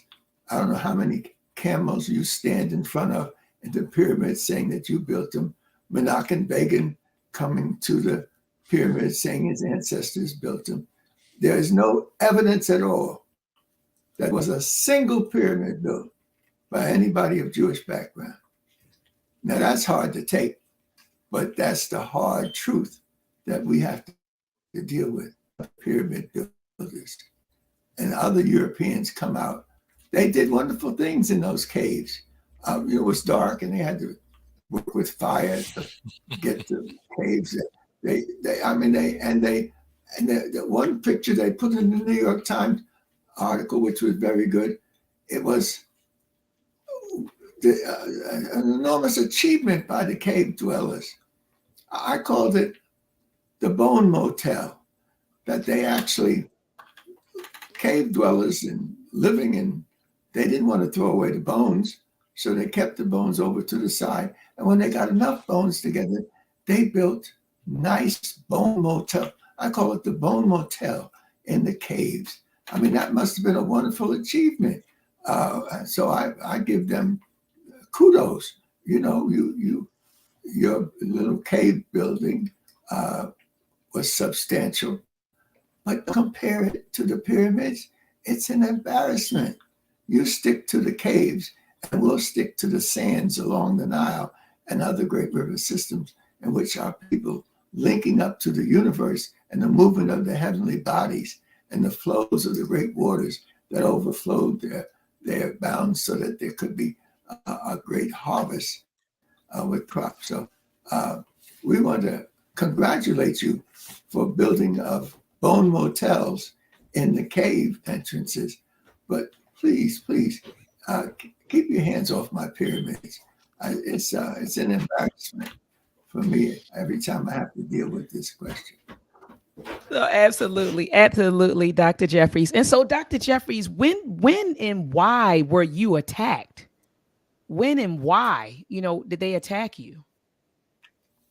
I think it was, in other words, one of the things when they attacked and put me in the newspapers, I mean, I'm so photogenic that whenever my picture came out in the newspapers, it was a nice shot of Dr. J. He didn't look like an evil person. He didn't look like somebody who was stupid. And so there was even in Newark, New Jersey, the leadership of New Jersey organizing Black leaders to go to Africa. They produced a newspaper just focusing on me. And so there's the first photo, Dr. J, with his kufi and other African attire, not looking too bad, not looking to like a villain and somebody trying to destroy someone. And then a tribute to the elders on the fold. And of course, our great elders, Dr. John Henry Clark. But here's a picture of life, Dr. Clark and others in raising Africa in a big way. Now, you take this paper, open it up, and oops, there it is. Some more news about Dr. J. And what is this? Oh, wow. Here's Dr. Jeffries with somebody called Alex Haley.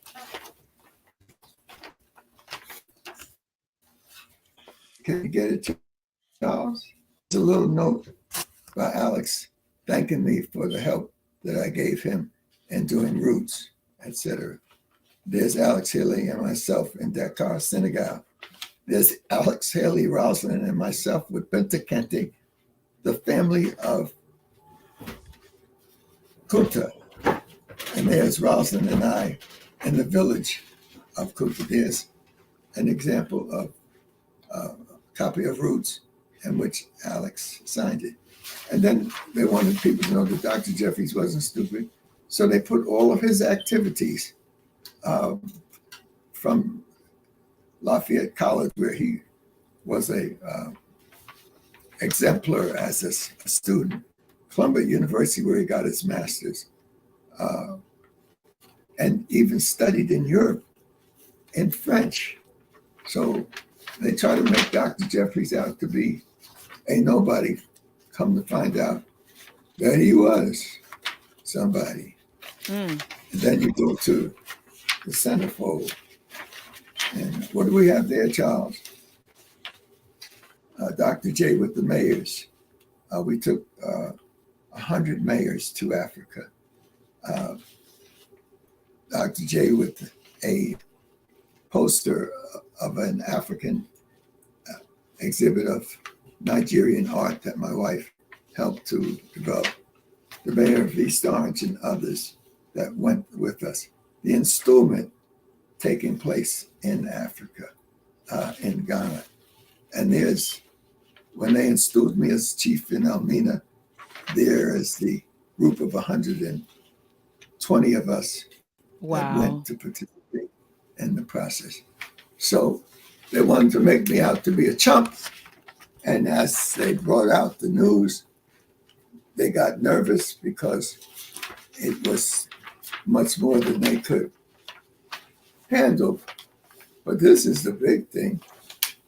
Now here's, I don't know what happened to Charles. He just disappeared. It's okay, Baba. We're right here. You think I can handle it?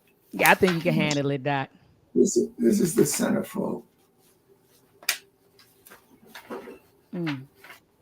On this side is little Lenny graduating from Barringer High School in Newark, New Jersey. I'm sorry, graduating from the grammar school in Newark, New Jersey. He was the president of his class, all of these white kids. And if he was the president. There he is with Anthony Serrato. He was the head of the photography club. I developed my own photos, and my mother gave me the pantry to use to set up a whole development thing. Anthony, when he signed his book, the yearbook, he wrote our first Negro president. It wasn't a game with him. He could see the potential for Dr. J, and he wrote it on the picture in the book. But, so there is me graduating top of my class. But this is me right here. A whole picture of, and who is that? It looks like a black man walking in front of a building. And I think its history was made at Lafayette College in Eastern Pennsylvania. This is a white engineering school in Eastern Pennsylvania. And walking in front of this building is a black young man who was the president. He was the vice president first, then he became the president of the Jewish fraternity. And so this is the anti-Semitic Leonard Jeffries. He was the president of the Jews and was their leader. And well, looks like the truth is emerging. And even what made it even very interesting was that when I first got to the college, they put me up to run for office in the freshman class, and I won it. Then next year, I became the president of the fraternity. Next year, I was vice president of fraternity. Next year, I was the president of fraternity. Dan Wooten, a black man from Cape May, New Jersey, football star. He was vice president. Dan Wooten also became a medical doctor, UCLA Medical School. And so we were black people achieving against the odds. We didn't have to go about being anti-anybody. We were pro-African and very proud to be. And going back and forth to the continent, I started that in 1961. But my wife was a pioneer in going to Africa. She went in 1960. And then I went in 61. And that's when we met. A couple of years later, we married and went to live in Africa, to study in Africa. We don't have time for BS. That's right. We have to get busy taking care of business that only we can take care of. That's right. And interesting enough, there's a picture of me. Oh, the interesting thing is this house that I'm walking in front of, the fraternity house, we raised money from the Jewish alumni. Some of them were wealthy. In fact, my Billy Rothschild, his family wasn't attached to the Rothschild of famous wealth in Europe, but they were lawyers. And in fact, they offered to give me a position if I went on to law school. And I did go on to law school, and I would have been glad to accept a position, except I got involved in Africa. And once I got involved in Africa, I was no longer worried about being up in an office, in a law office. I wanted to deal with the world. And the person leading me through this great world struggle was the Reverend James H. Robinson, black man born in Tennessee, similar to Alex Haley. But he set up a program, Crossroads Africa, at his church in Harlem. My wife was one of the first to go on a trip. She went to Nigeria. The following year I went to the Ivory Coast. It was a fantastic opening up of the world to have Reverend Robinson, who graduated from Columbia University and whatnot, which was where I graduated. But again, we don't have to falsify. We don't have to beat people down. We just have to present the truth. Now, this Leonard Jeffries walking in front of the fraternity that they just purchased, and we helped to refurbish. I received a certificate from Los Angeles at the convention in Los Angeles. And the person presenting the certificate to me was Rayford Johnson. And Rayford Johnson happened to be one of the world-class Olympic stars.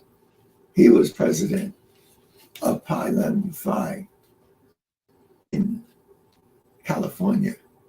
I was president back in the East. So what we're trying to say is we don't have to falsify.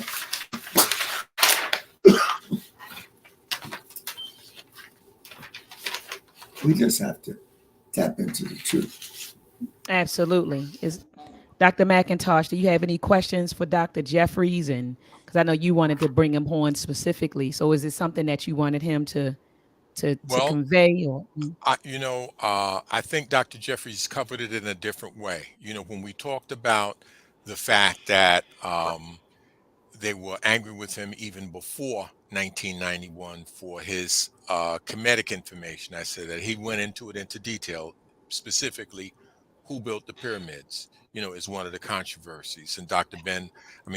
Jeffries was disliked by them for that. Um, so I don't have any more questions for Dr. J. What I do have is my PowerPoint has come back. okay. I found it, and if you wanted to see a little bit of it, I could just tell you some of the stuff that's on it. I Yeah, wait. actually, Do you want to share it or do you want to send I, it to me like you did again, like you did? And do you want to I, share it or I do you want me to? I think I'd like to share it if I could. Do we have Okay. the time? Do we have time? Yes, sir. Yes, we do. Okay. So you got to hit Okay. present and then share screen. But if you were having some difficulty, you could shoot it to me and then I could just share it. Okay. So let me just see if I can present. I hit the present, and we got slides. Okay. My computer.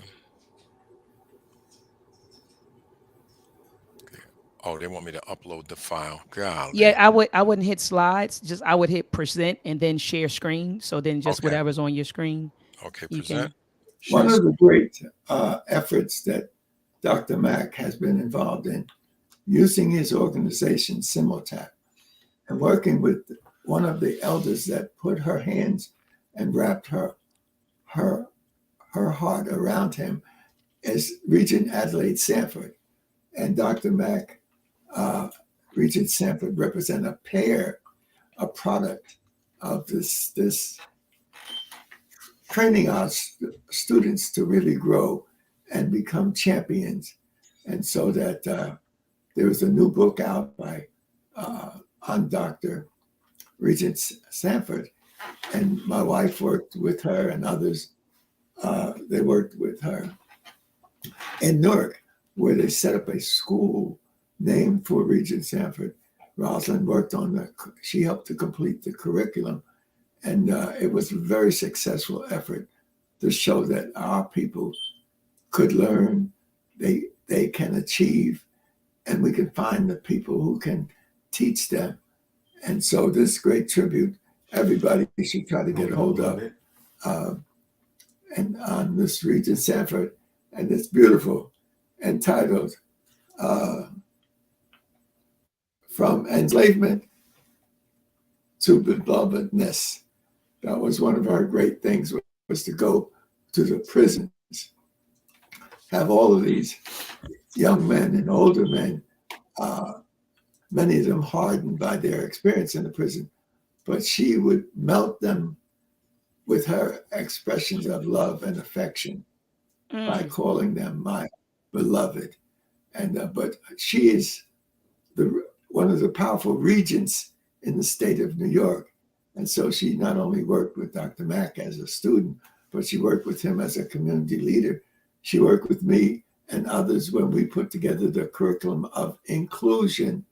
It was a great national movement that people like Dr. Asa Hilliard, Dr. Wade Noble, great sisters like Marimbani and others worked across this nation and in Europe and even in South America, pulling through what we call the true curriculum of the world, not leaving Africans out there as has-beens or never have been, but Africans who built cultures and civilizations.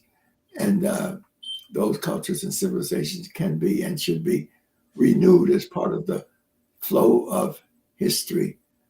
The foundation of history is not in Europe, not with the Greeks, not with the Romans, not even with the Arabs. The flow of history is with African peoples. Well, Dr. J, you still talking that mess. Well, what's your evidence?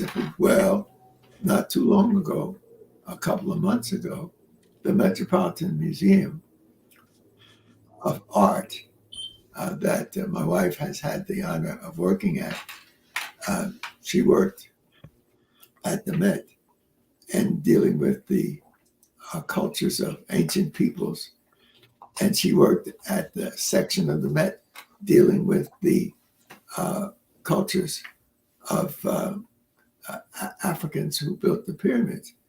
Now, I shouldn't be touching this area because that's her expertise. So you're going to have to do a special show just on her because there are very few experts in the world that have a combination of the ancients and the overseas African peoples. But what the people have done in the Met, combining the Michael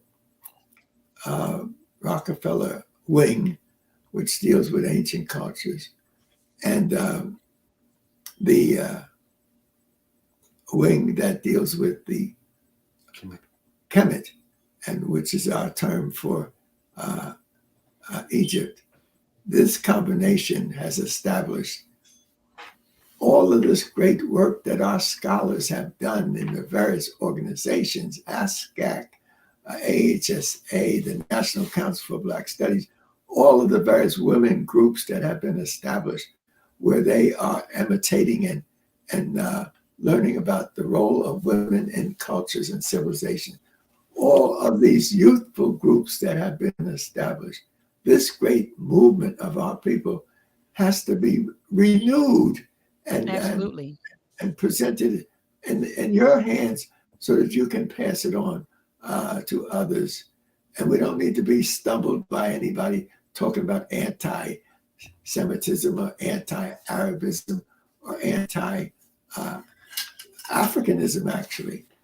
We need the truth, needs to be told, and that's what our role is, to find it, raise it up, and make sure we put it in the hands of these young, the babies and the young students getting ready for high school and those students getting ready to go on to college. Absolutely. So we want to thank Dr. Mack and thank yourself for allowing us to present just some of the struggle that we've waged, but it's a continuous struggle. Absolutely. It's not going to be easy. It has to be expanded so that people in Southern Africa, I have a book that I edited for the World Council of Churches, which deals with the struggle for mind control that South Africa put in place. And luckily, Black men and women, Winnie Mandela is an example, and the women around her, Nelson Mandela is an example, going into the jails, but never becoming a jailbird, never limiting himself. He still is a great voice for human dignity and whatnot. And then you have the young Turks coming up, the young revolutionary fervor spirits coming up. Steve Biko was one of them. And he stands in the doorway of greatness to the extent that he asked white folks to bring it on. Bring it on, we're ready for it. And they did bring it on. They bashed the brains out of his head. But that did not leave him without his contribution. There's a book that he has helped with, Steve Biko, and it's dealing with certain important statements. Like he said, the most potent weapon in the hands of the oppressor is the mind of the oppressed. And that's the spirit of Steve Biko, who inspired the young people to rise up in Soweto and make a statement to the world. The women, the elders, rose up with them to stand with the children. And so we can't just acknowledge Winnie Mandela as a great one and Nelson as a great one and say, young, they moved the world out of an impossibility. The death and destruction of the African mind that South Africa was all about was removed by these families of African peoples in South Africa and linked up with other parts of Africa. So we're glad to take on whatever battle people want to put before us, because we know we're on the winning side, and we know we have a mission and a purpose and a direction. And we don't have to hate, but we do have to be clear that we will not submit to a belief in the white supremacy consciousness, which says that people of color, most people in the world are people of color. But white folks want to impose upon us an enslavement of mind. And it's unacceptable. And now that the museums in New York, some of the greatest museums in the world, have established the significance of African history and culture beyond doubt, then we need to celebrate over and over again and again, more than Black history, more than my spirit force out of Jamaica, Marcus Mosiah Garvey. In fact, my mother was a Garveyite. She was a Booker T. Washingtonite. And in fact, our pablum was not Little Red Riding Hood and Cinderella and the Seven Drawers. Our pablum was Booker T, W.E.B., and Marcus Garvey. Ashe. So we're on a victorious path, brothers and sisters. There'll be difficult times as people try to slow us down, block us, and put us in jail, bash our brains out of our. But it's just wonderful not too long ago to see a filming at City College in the new theater, the Aronow Theater. One of the moneyed Jewish wealthy built the Davis Center, the Leonard Davis Center. And what was beautiful was this was a filming of Ted Koppel engaging Nelson Mandela. Now here's a man who's been in jail for years, but you could feel the spirit in him as he came on the stage. I was right in the first row because I was there to help Dr. Clark read what was happening. He had lost his sight, so I was there to be his eyes and ears. And he really loved it when I told him what was happening, how Nelson Mandela handled all of these questions, how when he got to the question of Castro, when Nelson Mandela was asked, what did he think about Castro? And Nelson didn't hesitate. He said, someone who is helping your people liberate themselves is somebody who's going to stay the course.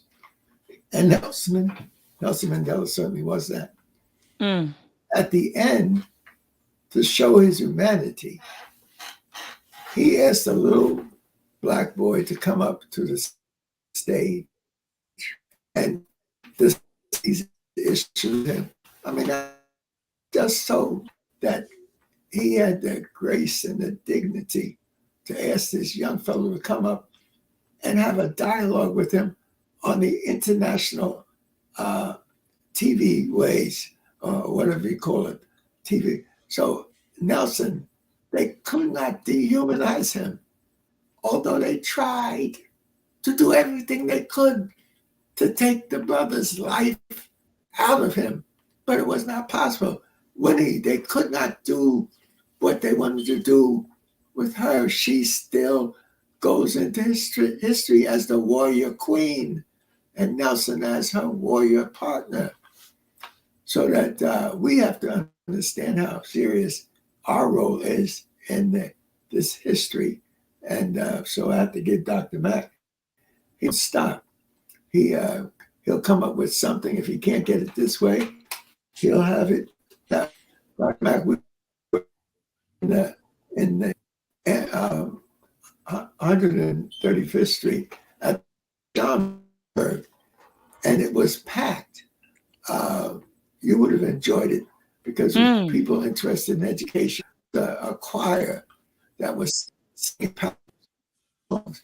There was a group of 25 or 30 leaders on the stage, and people from groups.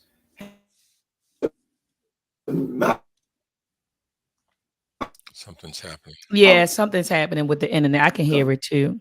It's chopping up really, really The badly. brother Small's son, Malik, who was the first went to Africa at the 5th grade when I took him. And we took my nephew, Hassan, and Dr. Clark's son, 3 black youngsters who went.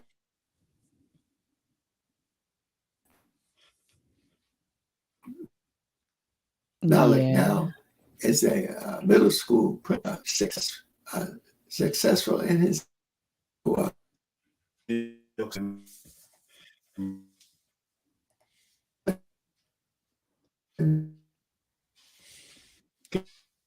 can go into the curriculum correctly. So we're on the there and stuff like what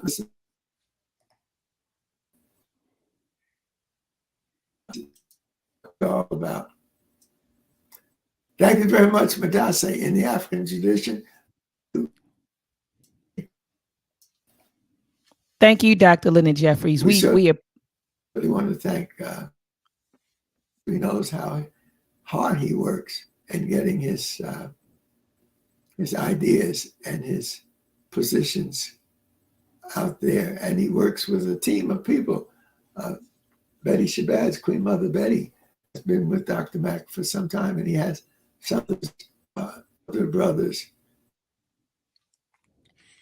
No, Betty Dobson. And even those younger than him passed. So we don't have to fault by the greatness of Africa. And that's what's happening on Michael Rockefeller's section complex to the section.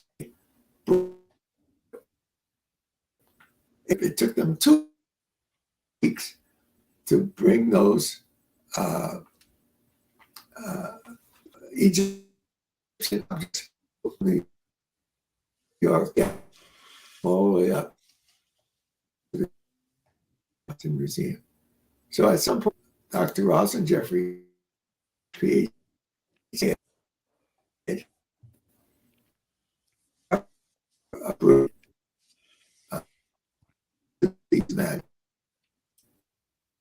Dr. Jeffries, Doc, can you hear me? If next week or so you see I have a crack on my head,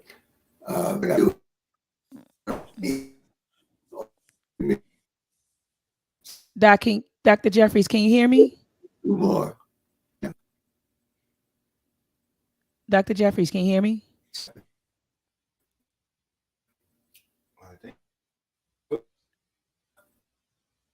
Mr. Brother Charles, I know you're right there with Dr. Jeffries. Can you all hear me at all? Because now I don't hear anything. I can hear you, yes. Yeah, because you're breaking up really, really bad, Dr. Jeffries. And we can hardly see you. It's like you're frozen. Yes, we can. So you can hear me and see me. Yeah, you're frozen and breaking up pretty bad. But Dr. Jeffries, I do want to thank you, Asante Sana, Madase Pai, Adupe, for coming on the platform. It's my privilege, my responsibility. Ashe. Dr. McIntosh, did you want to say something to Doc? Well, I thank Dr. J for coming on. I mean, I never know the way Dr. J is going to present what he has to present. But, I would advise everybody to pay attention to every word that he said. There were a few things he was trying to tell us about.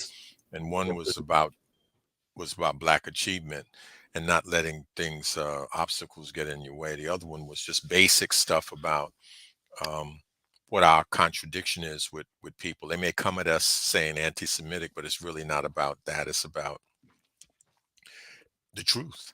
Absolutely. And so that was just a treat. A lot of people in the chat, they were like, it's just an honor. It was just an honor to have Dr. Leonard, just to hear Dr. Leonard Jeffries speak and to hear Dr. Leonard Jeffries speak live.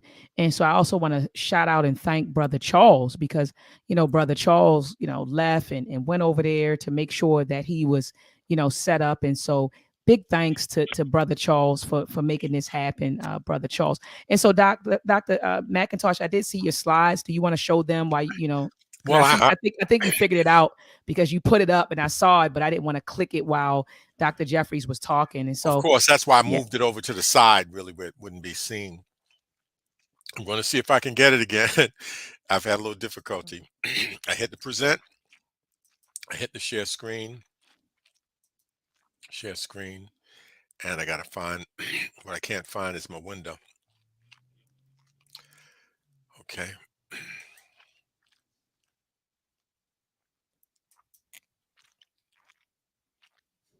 I think I see it. There we go. We share it. there it is. You see Now, it? I see you had to bring up the slides. I see myself, and then slide it over like you're doing now. There you Okay. go, and then just enlarge. It's all right. Let's do slideshow. Okay, I'll go. and just hit the From high beginning. button. Hit the high button. Okay, that's not a problem there. That just is okay. I won't show this, but I would advise people listen to Candace Owens on Kyrie Irving.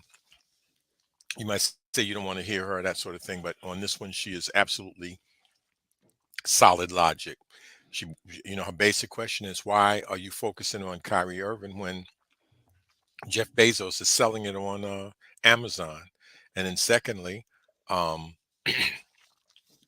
how can you hold a person responsible for everything inside of a film that he tweeted? And a little bit later, I'm going to, a lot of this stuff, I just want to put a context. This is Menachem Begin. He won the Nobel Peace Prize in 1978. Why is this coming back? Okay. But before that, what he was doing is he was doing terrorism in order to establish the state of Israel. Not because I say so, just look it up. You'll find out the group that he was with. Some people call it the Stern Gang. There's another name for it, the Arnan group, but blew up a hotel, killed hundreds of people. But he won a Nobel Peace Prize, and that just shows you what Wade Noble said is right. Power's ability to define reality and have others respond to it as if it was their own. The specific problem the ADL said they had about the film Hebrews to Negroes was that they thought it included extensive anti-Semitism. They admitted that a part of the film deals with historic and genetic arguments by various racial and ethnic groups. But then if part of it deals with that, why couldn't a man be tweeting it for that? Are you trying to say that every aspect of any movie or anything that we send to each other requires the approval of another ethnic group? Because if you're saying that, then I'm going to bring out some things that some movies that you've made, and let's see if that could stand the standard. When a person is going to, can we tweet Birth of a Nation? Can we tweet Tarzan? Can we tweet Shirley Temple and Bojangles? I mean, because if we can do those things, then Kyrie should be able to tweet what he wants to. This is something I got off the internet. I don't even know if it's accurate here, about Isaac de Pinto. They said he became a director of the Dutch East India Company and of the Dutch West India Company. But I will tell you is that in a Jewish encyclopedia, they said at one point the entire Dutch East India Company, the entire board was Jewish. So what is this saying? That Jews were responsible for slavery? I'm not saying. I'm saying you can't say that something's anti-Semitic because it says that you are in part responsible for the transatlantic slave trade, because certainly being on the board of the Dutch East India Company qualifies you as being in part responsible for the transatlantic slave trade, because that's what they were selling. They were selling molasses. They were selling, a lot of things, but among the things they sold were people. And then I just quote, historian who says, well, maybe you're responsible for 17% of the Dutch trade. I don't know. I'm not trying to get into that. I just know that the sentence that if you don't want to be you don't want anybody to say you are part of it, that's an untenable position. This was the Irgun gang that he was a part of, and that's the hotel that he blew up when I told you. That's his wanted poster and those sorts of things. So when you hear them, the people talking about terrorism and that sort of thing, it's in this context that the General Assembly voted that Zionism is a form of racism.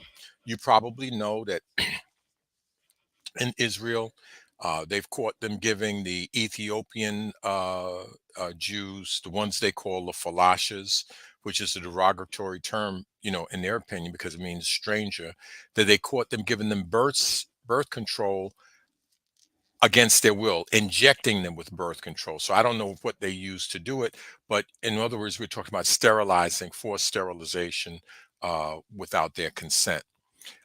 So in 1975, a UN resolution was adopted that Zionism is racism, because that sort of thing where you take somebody else's land, or you feel that you're entitled to somebody's land on the basis of your mythology or your religion or whatever it is, that it requires you to do things to the people who live there already. And through pressure, it was eventually revoked, but not before it was signed on to in many other world conferences all the way up until 1984. But understand, it's in the context. This is the climate we're in when they've beaten back the reasonable assertion that the General Assembly passed, that they rescinded it in 1991. That's the context in which Dr. Jeffries comes on the scene. So this is one of the things. This is when James told me that Dr. Jeffries said, "I stand on truth." This is one of the articles we wrote to defend it.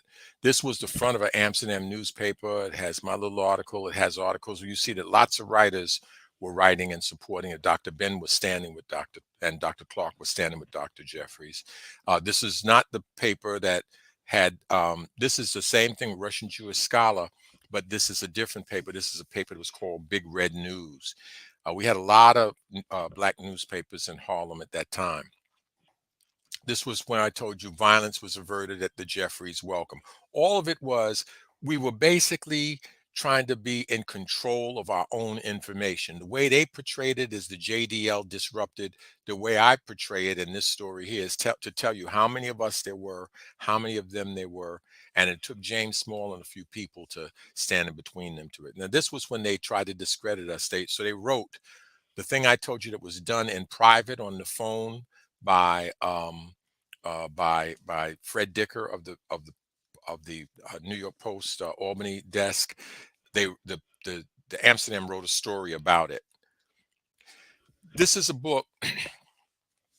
This is by I think the American Jewish Committee. There are a lot of these organizations that say they're advocate positions, but a lot of times they end up pretty much in the same arena. This is one calling Dr. Jeffries the anti-Semitic branch of the Afrocentrism movement. This was an article that appeared. This was Henry Louis Gates, Black Demagogues and Pseudo-Scholars. And Dr. Clark answered that. I presented that one time before. Dr. Clark, I mean, if you want to know about Skip Gates and Cornel West, you should read Dr. Clark's rebuttal to that. It's very easy to find on Google. Just put in there Dr. John Henry Clark and that thing, Black Demagogues and Pseudo Scholars. Now, Marlon Brando, big white actor, the Godfather and On the Waterfront, those things. He was called anti-Semitic because he said several things, including, he said, one, Hollywood is run by Jews. And he followed it up with, it is owned by Jews and they should have a greater sensitivity about the issue of people who are suffering. He was talking about Black people.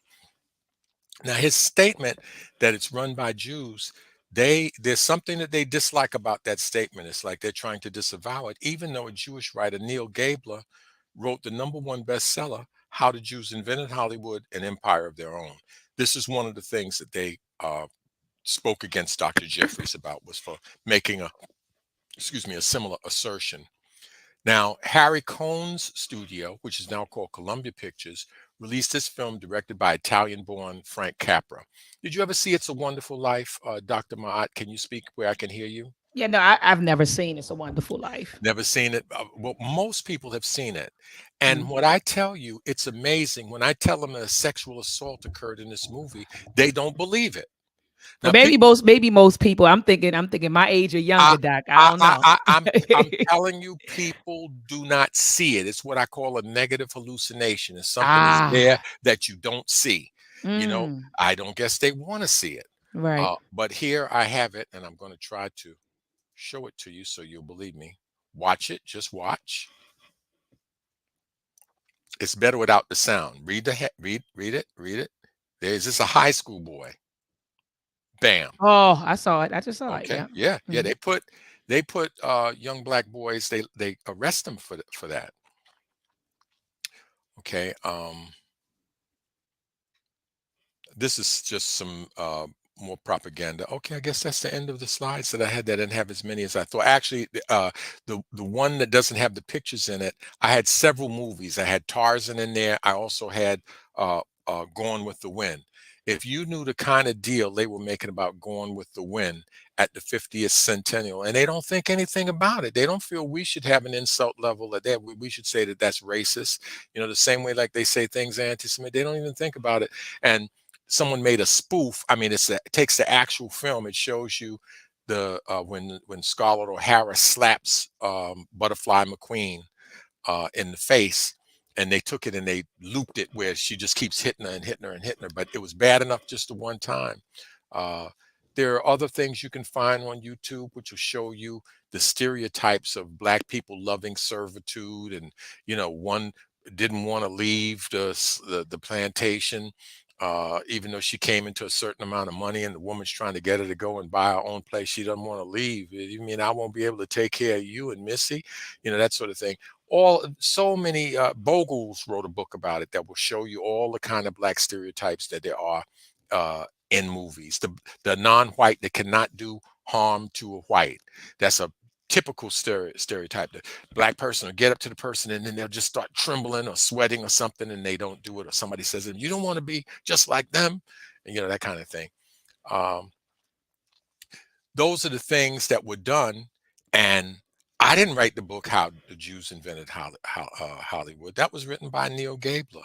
And you'll find at all of these big studios, when you're talking about Warner Brothers, when you're talking about Fox, when you're talking about Harry Cohn, which became Columbia, uh, uh, all of them, a lot of them, the Jews had a prominent role in those things. And before they should ask Kyrie to apologize, I think that they should be asked to apologize for these movies and stuff that came out. Now, Birth of a Nation wasn't made by a Jewish person. I don't know what studio it was in, but I do know that there are people who wrote about how it was financed, that they played a role in the financing. So it's white people and white supremacy that is the main force that's doing these things to us. But there are some people that want to exempt themselves from it. They want to say they're not a part of it. They weren't a part of it, that they have no share in it.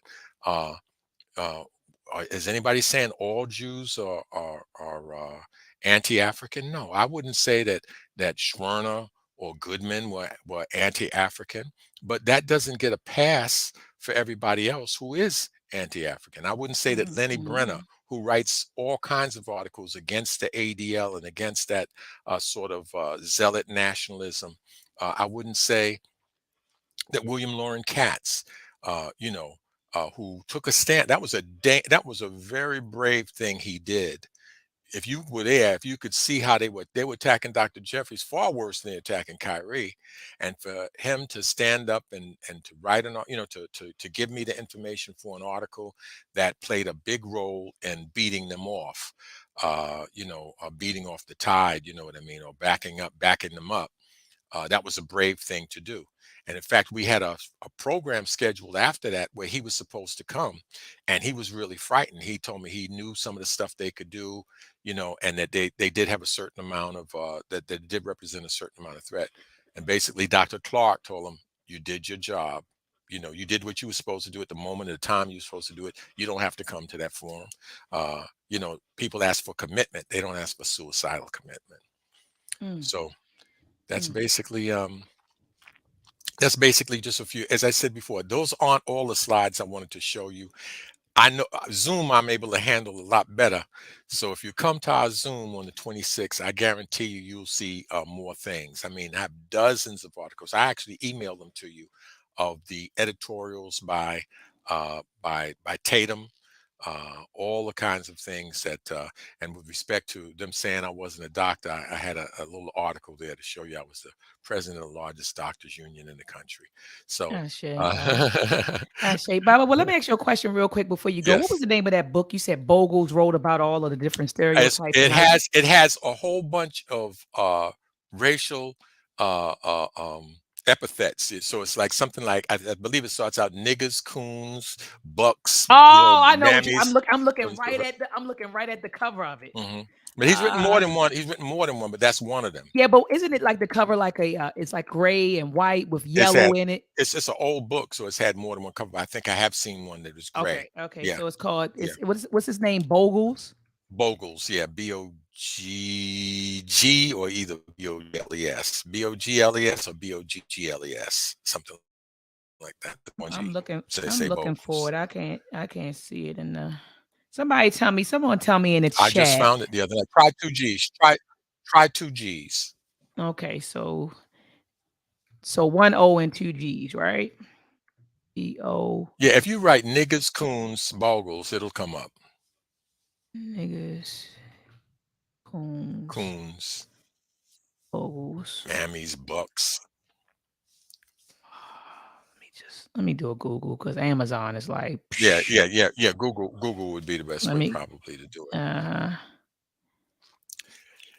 Uh, Is Dr. J leave or is he still with us? no, his internet was breaking up, and so remember I Right, said right, Asante right, Sana. He right, was like right. Asante Sana, and then he left. Brother Charles clicked the link and came back in. I saw like a couple of times, but I know the internet was like really, really choppy, and he couldn't hear us. So he was like, "Yeah, Asante Sana, Madase Pa," and I I thought wish you that was it. Mhm. I wish you had been able to ask him about his brother and the physical security that his brother and the Sons of Africa provided for him, because Jeffries was under real serious threat for a period of time there, and and his name is smeared forever. If you go on Wikipedia right now, they this group feels that if they judge you as anti-Semitic, that's the most important thing in the world. The rest of your life doesn't make any difference. All the things that Dr. Jeffries did had played a part in that. Roots, he translated slavery. Yeah, he translated from civilization to barbarism. For Sheikh Anta Diop. Uh, and the way the way he has taken care of the elders, people like Sister Kefra and Dr. Clark and Dr. Ben. I mean, it's really legendary here in New York. Very a very humane, generous brother. I mean, and not ostentatious with it. Um, but they reduce him to an anti-Semite in Wikipedia and these other forms of media that people are controlling. Okay, and I just found it. It was actually called Tom Coons, Mulattoes, Mammies, Okay. and Bucks. Okay. Close. Right. You was like niggas, coons. I was like, all right, Dr. I was Lance. doing synonyms. Yeah, that's how my brain recorded it.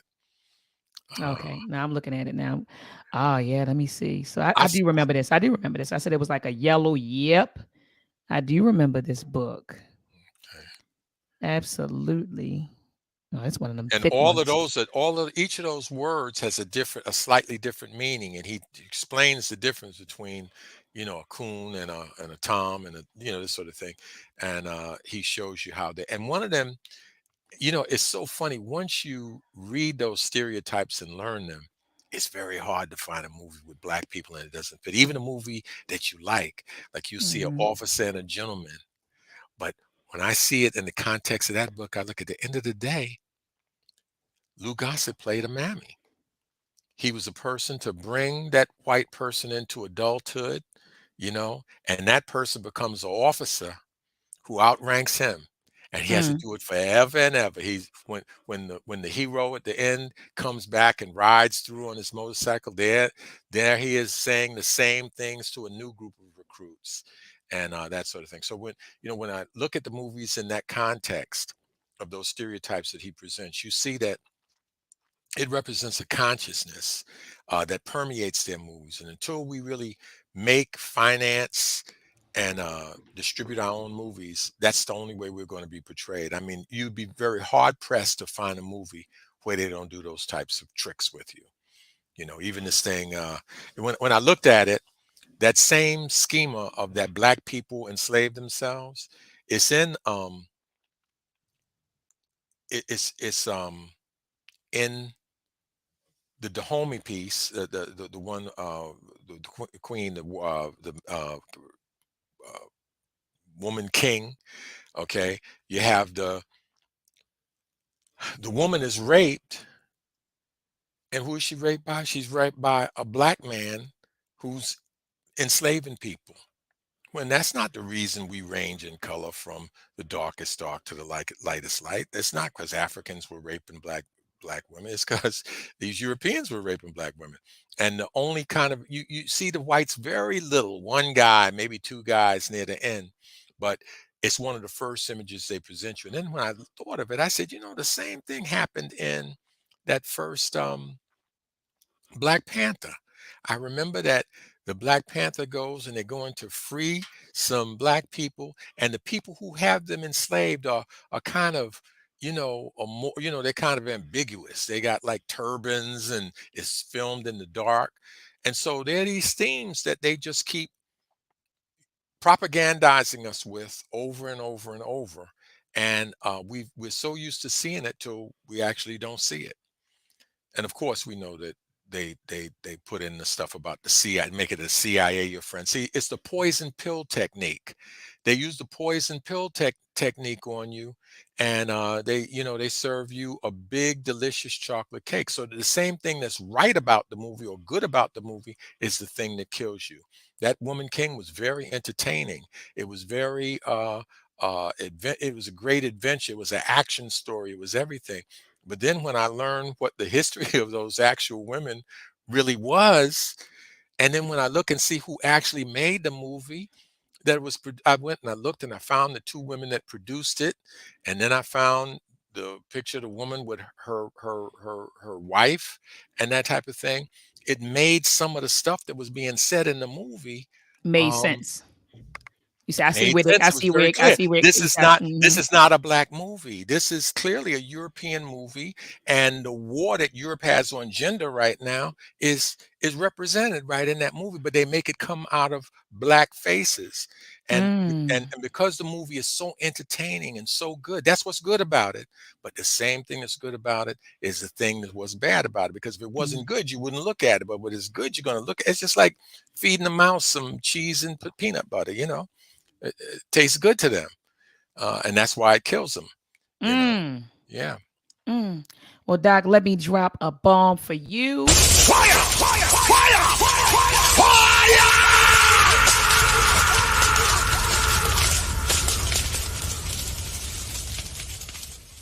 Thank you so much, Dr. McIntosh, for all of this information. I had to go back and be honest. I got to go back and listen to it because rewatch this because it was so much information that was shared today. So I want to make sure that I got to go back myself and listen to it. I also, family, want to remind you to be in the building this Saturday, November the 26th at 2 p.m. for a powerful discussion between Professor James Small, Dr. James McIntosh, and Brother Kwabena. Okay, and they're going to be talking about no more whipping posts for Kyrie and Kanye and get into all of the brothers and the different situations, right? Where our brothers, our people have been labeled as anti-Semitic. So if you love this show tonight, family, please be in the building. I know I'm definitely going to be in the building. I'm clicking the link. I'll be there 2 p.m. I'm going to put you on the big screen, Dr. McIntosh, and sit back and just listen and just bask in the information. And so, family, make sure that you are here. Family, be in the building this Saturday at 2 p.m. Eastern Standard Time. So that you see the Zoom information is right there. I did something else, Doc. You know how you pulling stuff up. So the Zoom information is right there. Okay, that's the meeting ID, the passcode, and you can call in or dial in by phone. So make sure, family, that you are in the building. I'm up here looking for another flyer I want to show you before you jet out. Also, family, if you're in the DMV area, be sure to head on over here. Head on down to Be More for the annual Kwanzaa celebration that's hosted by NSAA African Creations. It's going to be held on Sunday, December the 18th from 1 p.m. to 5 p.m. at St. Matthew's Church in Baltimore, Maryland. Okay, so it says the address is 5401 Lock Raven Boulevard, Baltimore, Maryland, 21139. If for more information, you can email nsaacreation@gmail.com.